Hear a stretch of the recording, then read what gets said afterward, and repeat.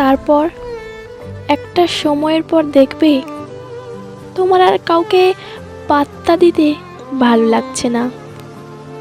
কেউ তোমাকে পটানোর চেষ্টা করলে তোমার আর সেই ব্যাপারটা ইন্টারেস্টিং মনে হবে না। মাঝে মাঝে তোমার কাছে এই ব্যাপারটা তো আরও বিরক্তিকর লাগবে। কেউ যদি তোমাকে ছেড়ে ছুড়ে চলে যেতে চায়, তখন কিন্তু তুমি তাকে জোর করে ধরে রাখতে চাইবে না। চাওয়া আর পাওয়া এই গড়মিল হিসেবের মধ্যে তুমি নিজেই একদিন হাঁপিয়ে উঠবে।